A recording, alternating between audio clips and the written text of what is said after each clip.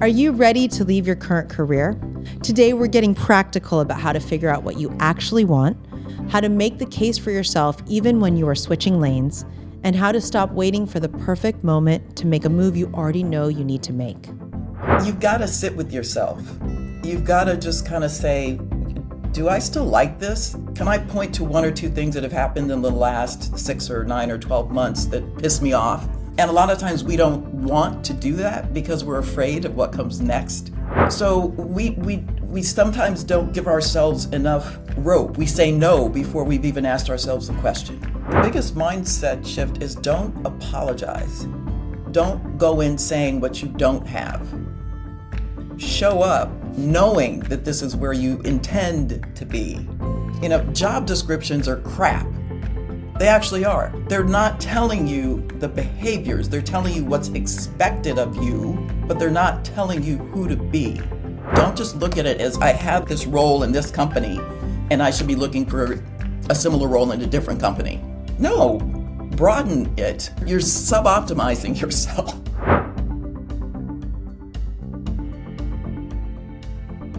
Welcome to In Confidence, where what we share in confidence helps us grow in confidence. This season, we are solving your top problems. And today, we're solving one of the problems our audience submitted this season. In fact, this is the topic with the most amount of write-in responses. And it's, I've outgrown my current career and want to explore a new path. One listener wrote in and said they are struggling to find value and passion in their work, that every day feels like a struggle. And another one said, I'm nearing retirement and not quite sure what my legacy looks like at this company. I think a lot of people listening right now know exactly what these folks are talking about. My guest today who's going to come solve this problem is Ginny Clarke, and she spent over 35 years in executive recruiting, talent management, financial services, and entrepreneurship. She was a partner at Spencer Stuart before becoming the director of executive recruiting at Google. She's an executive coach, a speaker, and the author of Career Mapping, Charting Your Course in the New World of Work, and her next book is on the way. Ginny has assessed thousands of candidates over her career, and she herself has pivoted her career many times. She knows exactly what it takes to make a successful move, and she's here today to help you make yours. Ginny, welcome to In Confidence. Lisa, I'm so delighted to be here. And we've known each other for a few years, and what a fun way to reconnect, having you come solve a problem with me today. It's perfect. Thanks so much for asking me. Yeah. Well, you are the expert on all the things we're going to discuss today. Now, before we get started, we always have two signature questions. Okay. The first one is, what are you proudest of from the last 12 months of your life? I am proudest of the fact that I got a book deal. What? Congratulations! Thank you. What's the book about? When's it coming out? You're going to be back on the podcast discussing it with us. Absolutely. I hope so. It's probably at least a year off. You know how this stuff, it takes so much longer than people think. Not because I'm not motivated, but just the process is what it is. It's, I'll tell you here that the working title is something like Quiet Power Leading from Any Seat. Ooh. And the point is that my contention is that the roughly 5% of the workforce is made up of leaders and managers. And statistically, most of them are not very good. I'm being kind when I say that. And it's based on a Gallup poll and all kinds of other evidence that points to that. And so I'm talking to the 95%. I'm talking to those people who are not don't have positional authority. And I want them to be activated to understand their agency and to begin to affect change in the workplace. That's what it's about. I love that. So the 95% who have the ability to wield some influence from where they Absolutely. sit. I can't wait to read it. That's going to be so exciting. Thank you. Congratulations. So for those of our audience who don't know who you are, can you tell us how you make a difference in the world, some of the highlights from your life story? Yeah, I make a difference by hopefully inspiring people to do some of what I'm talking about, to really begin to understand themselves. I come from a spiritual place to a large extent. My dad passed away many, many years ago, but that was the catalyst for a spiritual awakening. And I also became a single mother early in my son's age. He was 1. And I wanted to integrate the work demands as a single mother with the spiritual orientation. And so I talk a lot about conscious leadership, and I'm trying to help people understand you don't have to be two people. If you ground yourself in something that really matters, and I have the 5 dimensions of conscious leadership, that I think will sustain you and impact the way that you lead. Again, regardless of what seat you're in, right? You don't have to be a leader to lead. And you've applied all of this work through decades of corporate leadership, right? I mean, like This is from grad school. Like, can you just brag about yourself a little bit for our audience? Yeah, so we were just talking when seeing your sweet puppy. I wanted to be a veterinarian, so I went to the University of California at Davis to study animal science. I decided I didn't like it, and I changed my major to French linguistics, not knowing exactly what I was going to do. But I learned later, I worked for a couple years as a recruiter, then I came to graduate school here in Chicago at Northwestern, at the Kellogg School, went into banking, then commercial real estate, then commercial real estate for almost 10 years. And then I thought back, that was when my dad passed, what have I always wanted to do? It was one of those pivotal moments. And I thought, I've always enjoyed recruiting because wherever I worked, I would be one of those people to say, oh, I'll go on campus and recruit. It wasn't my job, but that's what I did. So, yeah, I became an executive recruiter at one of the world's largest executive search firms. It took me 2 years, but I did it and loved it. Fast forward, I was there at Spencer Stuart for 12 years. I went off on my own. I wrote career mapping. I went to another search firm. Someone I had worked with called and said, Google is looking for someone like you. I went out there for 5 years, and here I am, 5 years after that. So it's been a long journey, and but a fulfilling one because I've crafted it. I was deliberate about every single move I made, and that's one of the things that I urge people to do. Don't get stuck in a rut just because that's all you've ever done. That's not all that you can do. Well, this is a perfect tee up for what we're going to be solving today together. Great. Because, you know, as I shared with you, we surveyed our audience on LinkedIn, and we said season 4 of our podcast is going to be solving problems. What are your top problems? And one of the top problems, actually, I think this was in the top 3, is I've outgrown my current career and want to explore a new path. And when I was telling my team, I was like, Ginny Clarke's the only person I want to have on for this. Not only because of your life story and the pivots you've taken and the heights you've reached, but how you've helped people navigate career path changes as a recruiter, as a leader within a huge global technology company. I was like, this is the person. And I want to give you some context because we had a little write-in section to this survey. So it was, I've outgrown my current career and want to explore a new path. And then someone wrote in, how do I get through working another 20 years when post-COVID, I see the truly important things in life? And to me, it's not an 8-to-5 job, 5 days a week. I'm struggling to find the value in and passion for my work anymore. And every day feels like a struggle. I've lost the desire to advance in my career. I've also hit middle age. Maybe that's a big part of it, question mark. You know, and I think so many of our listeners are going through this exploration. And I thought today, as my phone a friend, we would tackle this question from 2 different angles. Okay. I know you're looking at the puppy. Anyone who's watching this on video and not just listening to it, there's a very cute puppy in my lap because who's excited for the answers to how Ginny's going to answer both parts. So I thought we would tackle this in 2 ways. Part 1, hey, I'm over my career, but I don't know what to do next, which is kind of what I thought this write-in answer felt like. And then part 2, actually, I know what I want to do, but it's so different than what I'm doing now. How do I break into it? And I thought we maybe could tackle this question from both angles, if that works for you, Ginny. Sure. Okay. Absolutely. So first, how does someone know the difference between just having a rough patch at work and genuinely having outgrown their career? You've got to sit with yourself. You've got to just kind of say, do I still like this? Can I point to 1 or 2 things that have happened in the last 6 or 9 or 12 months that piss me off? You know, just specific situations or occurrences, or as I look back at myself over the last however long, I'm checked out. I'm not into any of this. It wasn't that situation or that situation. none of this is fitting me. And a lot of times we don't want to do that because we're afraid of what comes next, right? Which is the other part of the question. Now what do I do if I don't want to do what I've been doing? And to that I say, whatever you want to do, to what's calling you. You know, I think I told you in my story, I reflected back on what have I always enjoyed doing? And it was interviewing people and recruiting. And I thought, well, that's what I'm going to do, but at a different level. And I made it happen. So we sometimes don't give ourselves enough rope. We say no before we've even asked ourselves the question. So this person who wrote this in saying, my job is like 8 to 5. I'm not into it. Nothing wakes me up in the morning.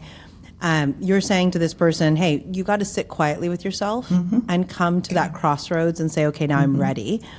You write, actually, we were reading a lot of the things you've written, and you say, but when you do that, there's also a danger of saying, I'm open to anything.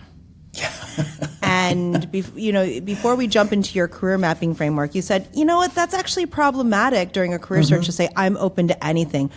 Why is that a trap, and what should someone say instead? Well, because you're not going to be convincing, first of all, right? I think about years ago when I was at Spencer Stewart, a woman I had known called me up. She'd been out of the workforce for about 7 years, having raised a couple kids. And she called and she said, so Ginny, I want to get back in the workforce. I said, what do you want to do? What's out there? And I thought, I don't remember what I said to her, but I was like, that is the worst response ever. The answer is, whatever you want is out there. She was calling me as a recruiter. And I'm thinking, well, I'm not going to just go through, recruiters don't go through a list and find open roles and then hand them to you. That's not what is done. That's what Indeed and, what all those other sites are for. And you don't spam those to see what sticks. You decide. You choose. And it can be a couple of things.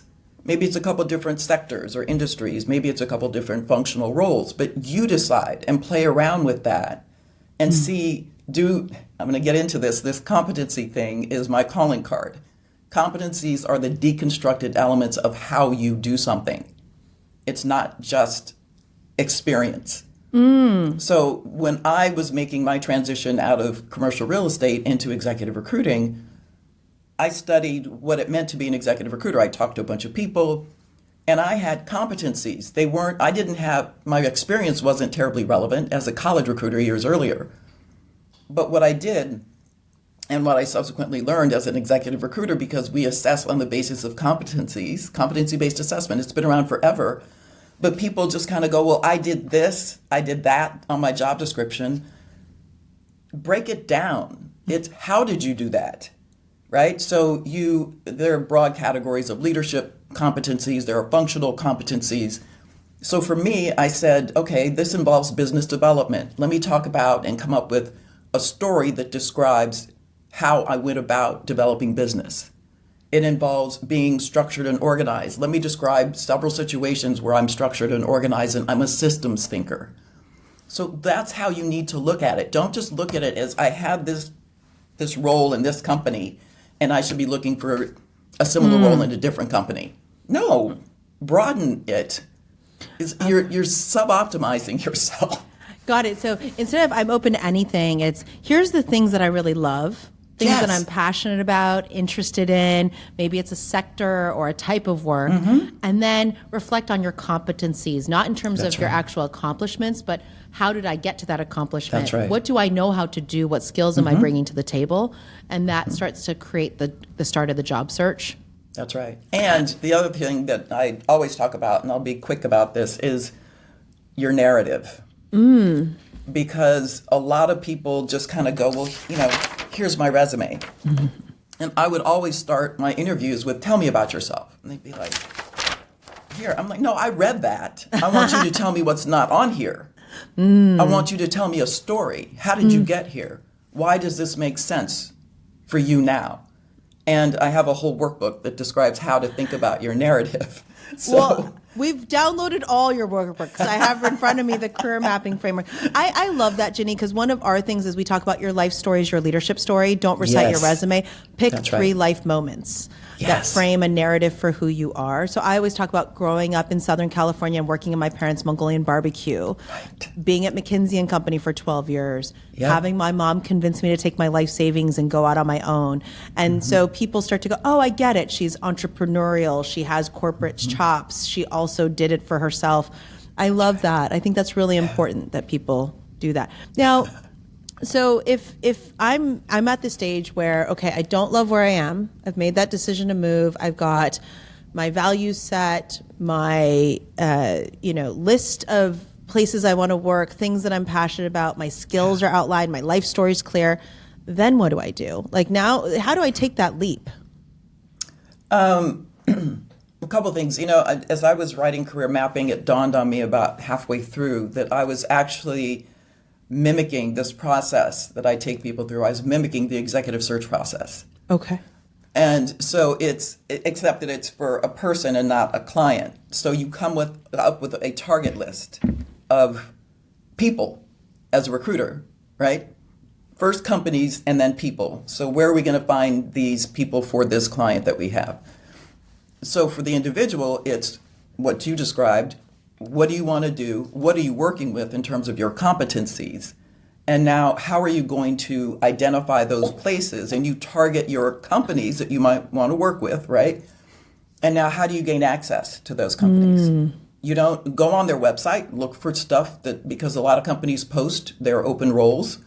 Some of them are going to go to internal people, but you can go on there and, start there.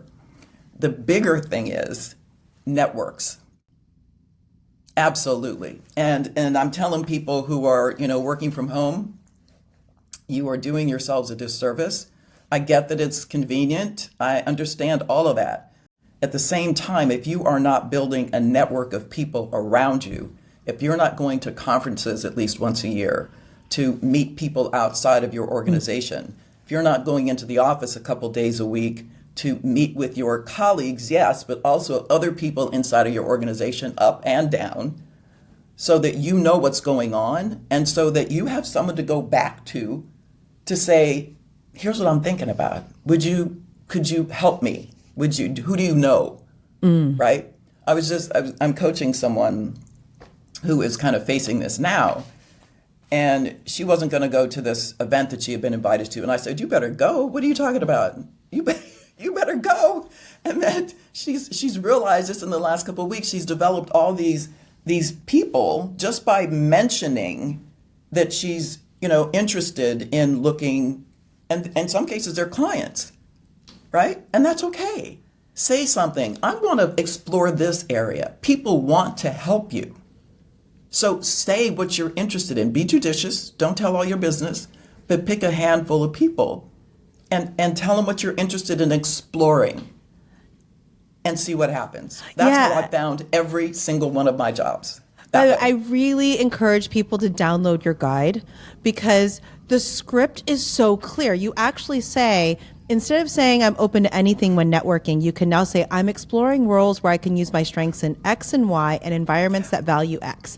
Like That's you right. literally write the script for people. I want everyone, not only do you that you also have a career map, which has literally a grid where you fill That's out right. the jobs. That's right. It was so helpful. I wish you had been there for me when I was thinking about leaving McKinsey. I think you did okay. I did okay, but I really wish I had this. I do have a question because I want to go back to the book you're writing. If I think about the 95% of people who are not in managerial and leadership roles, what if I don't have a network and I don't get invited to industry events and I don't, you and I both get all these messages on LinkedIn like, hey, could I schedule a 15-minute coffee chat? Like, I don't know you. And right. clearly you're trying to network. Right. Clearly you're trying to network, but I don't know you. How do I network if I literally only have my boss, the people I work with, and my friends? I'm just trying to help somebody who's I don't have a network because I haven't gotten to those levels. But you do. Okay. And in some cases, in the book, in Career Mapping, I list out 8 different kinds of people who can be in your network. That includes friends. That includes family. Okay? Those are, start there.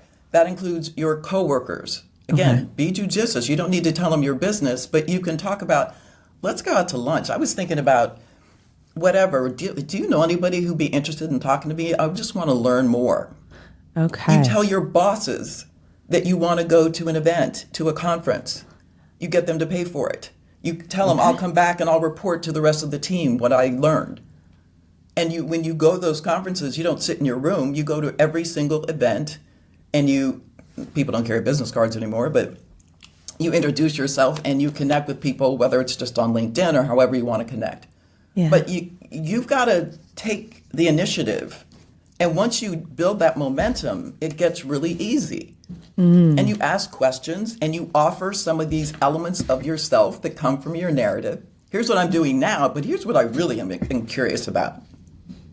I love that. And one of the things you say in here is taking small steps builds momentum. So you can also volunteer for something. Yeah. You can shadow someone. You can take a course. You can start a side project. So there's all these opportunities that might not be on your radar. And I also think, there's that great piece, I think, in The Atlantic that we should feel really worried for 22-year-olds to 25-year-olds right now. Yeah. And one of the things that has happened to me is I don't have kids, but I have 9 godchildren. And an extended set of people who now call themselves my godchildren. Yeah. And all my friends' kids, when they turn 21, there is this call Aunt Lisa, have her review your resume, tell her what you're interested in, and she will introduce you to all her former McKinsey bosses or friends she's met along the way, and literally helped my godson find a great job in DC, currently helping my goddaughter just help 2 people's kids network to their dream jobs. And I think there is this set of skills that I can't wait to read the 8 types of people you may not even know you have, right? That's hey, right. Dad, could you call Aunt Lisa? I know she knows somebody on LinkedIn. Yeah. But what is interesting, one of the kids actually did a PowerPoint presentation for me. It was a first. It was, I just got my data science degree from NYU. Here's what I'm really good at. Here's the things I'm passionate about. Here are my 3 dream jobs. He had done all the homework. Sweet. And he gave me the links. And he said, I see on LinkedIn, you know someone at Netflix, you know someone at FanDuel. And I said, I know the CEO of FanDuel, and he was ready. And I thought, okay, that's where the 22-year-olds might need some help, Ginny. Yeah. It's just, he was so, I've never gotten a PowerPoint from one of my godchildren. Yeah, that's impressive. And I really send them is. I'm going to send them all your career mapping guide now. I appreciate that. Now, okay, let's assume I've done the homework and I am going to pivot into a completely new arena. So you did this, and I have no way of getting in the door. What's the biggest mindset shift I need to make in terms of, I don't know anyone in that industry, but I've always wanted to be here? The biggest mindset shift is don't apologize. Don't go in saying what you don't have. Okay. Show up knowing that this is where you intend to be, right? And then with that orientation, I don't care what they tell you, right? You're going to walk out of there smiling and thanking them for their time. Okay. Whether or not they ever call you back, that doesn't matter. But you have to know that this is what you want. And so you're asking great questions, you're engaging, you're demonstrating your knowledge of the research that you've done. It's not that hard, but you have to want it and believe it. We're so oriented around this notion of, I've done this and these are the prerequisites. Job descriptions are crap. They actually are.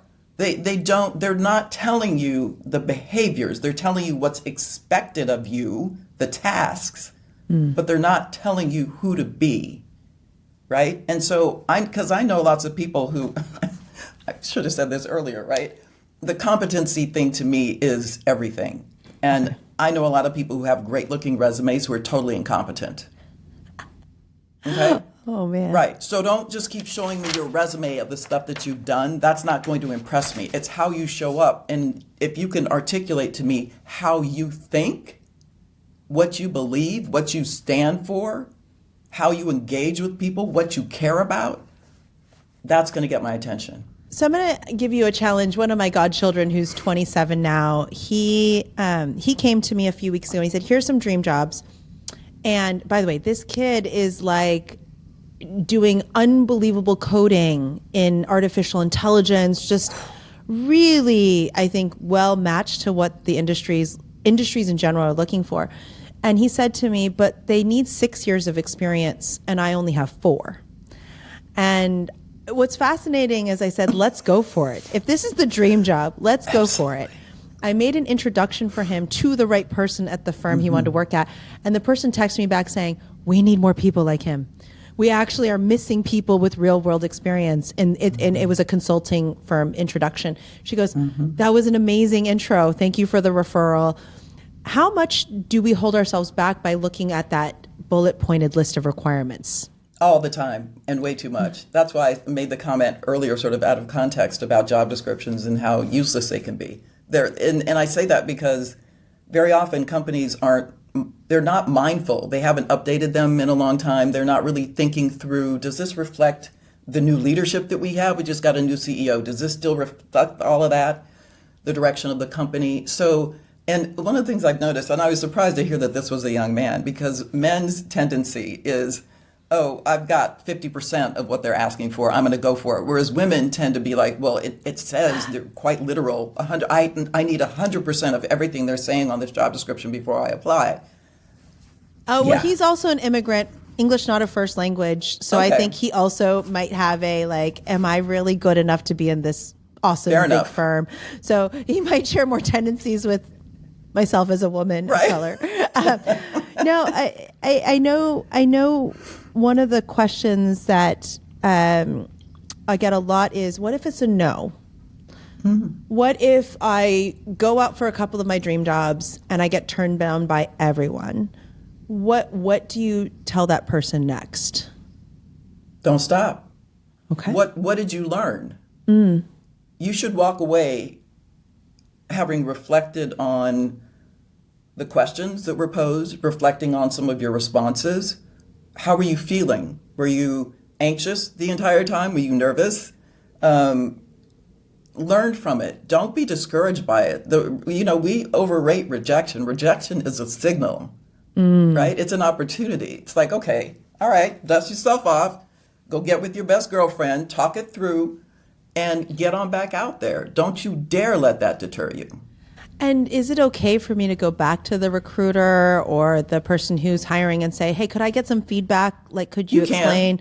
You're probably not going to get it. Oh, you're not? Okay. Very often you won't. The recruiters might, but they also don't want, if they're reflecting what a client said, right? If they're a recruiter within the company, they don't want to use any language that would sound discriminatory. Okay. So I'm not going to get any feedback. Okay. You're not going to get anything really meaningful because people can use that against them. And if I've developed a good rapport with the person who was doing like that last round of interviews, can I go back to that person and say thank you if anything else comes up, or Absolutely. Is there? Okay. Absolutely. Send that follow-up email. Or I used to get actual cards in the mail back when that happened, and those always left a mark. Okay. So it's okay to leave an impression.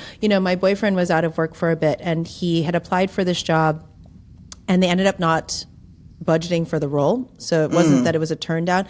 And then he was on LinkedIn and he saw another division in the same company was hiring. And he ended up applying for that and went back to the original person and say, hey, do you mind giving me a nice endorsement? I know you didn't hire me because you didn't staff the role overall.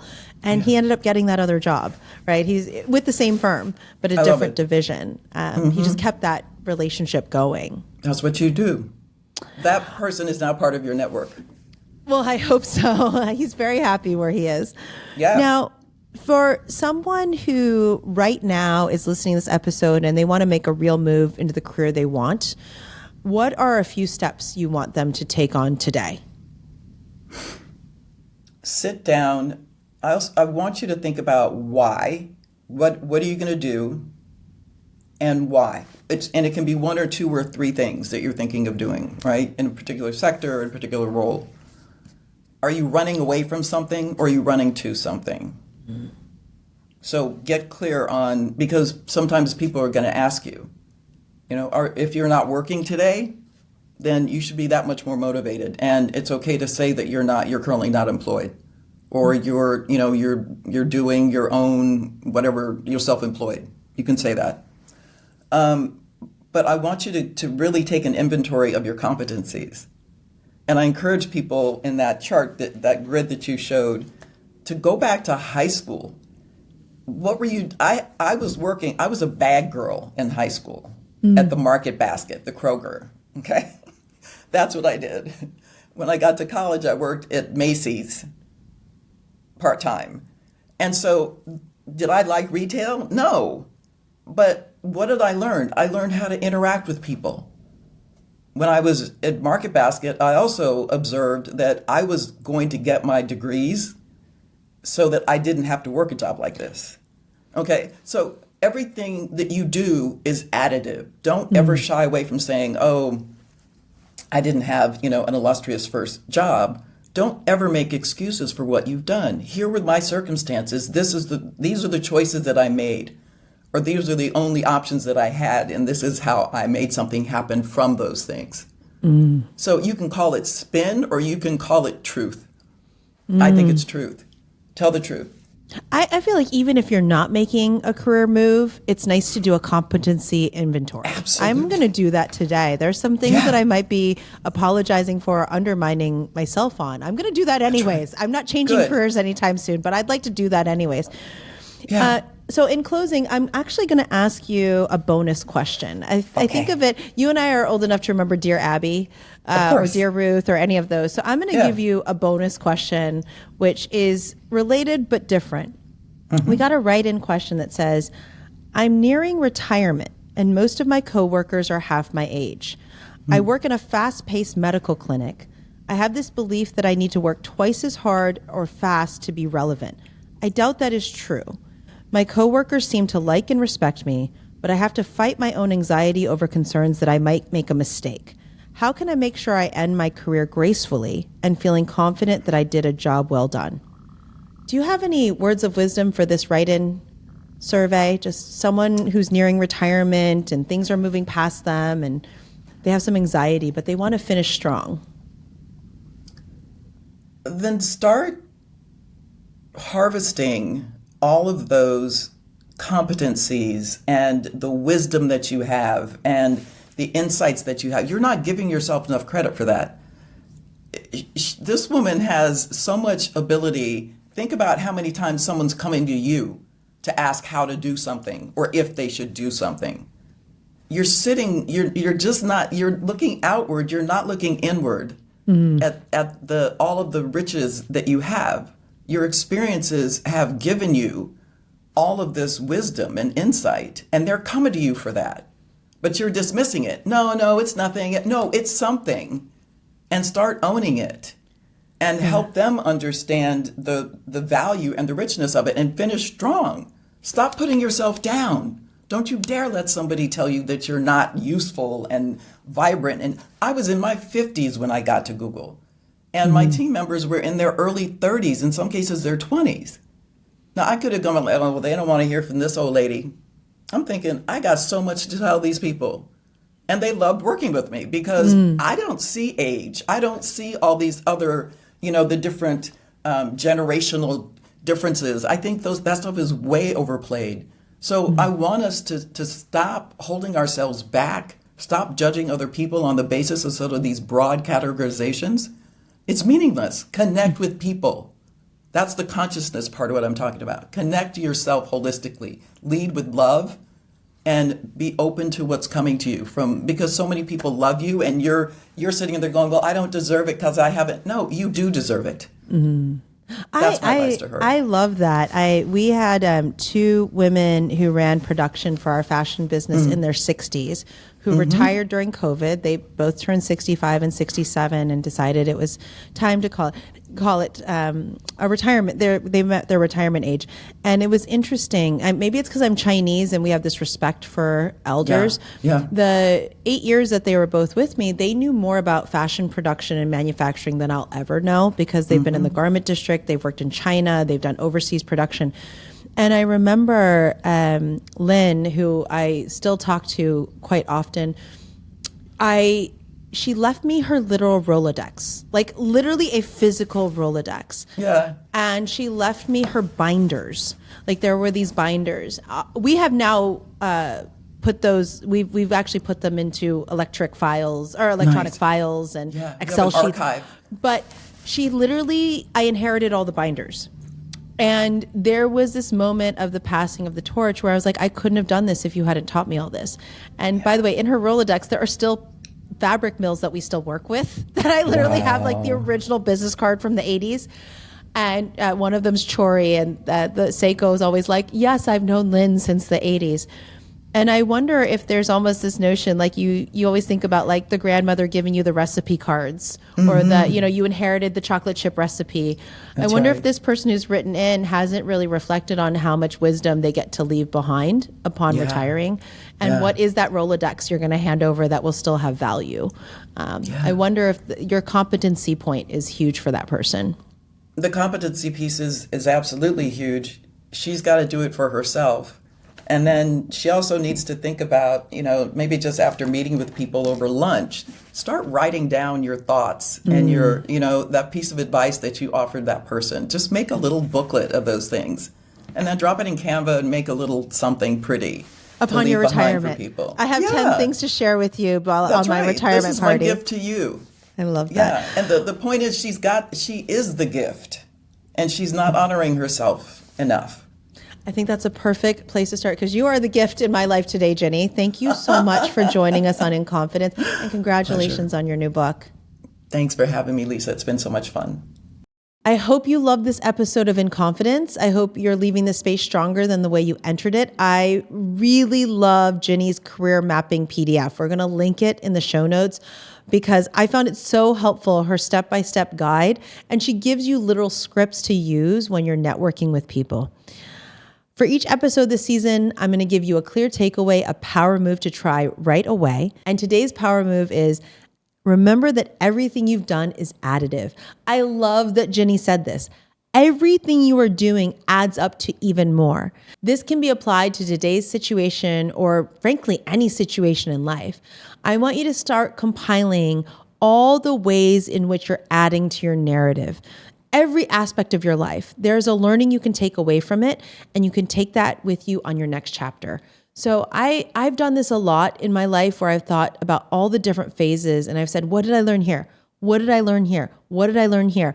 And if you use Ginny's competency model, you'll see that everything adds up, that they all led you to this point and take you into that next career move. Before we close out, I love giving shout outs to folks, and I've built something into this season which really matters to me because growth deserves to be seen. Ownership deserves to be named, and the people doing the work deserve to be celebrated. So today, my shout out goes to Ginny Clarke, and I want everyone to get a copy of her book, Career Mapping, Charting Your Course in the New World of Work.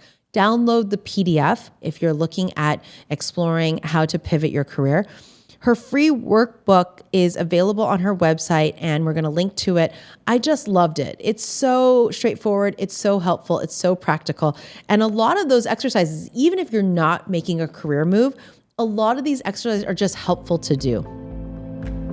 I hope you love this episode. I hope that you'll share it with someone who needs to hear it today, and you'll like, comment, review, all those things, because all of that recognition amplifies our work in the world. It'll make you feel good. It'll make us feel good. And until next time, in the words of my 9-year-old self, I see you, I value you, and I believe in you. This is In Confidence.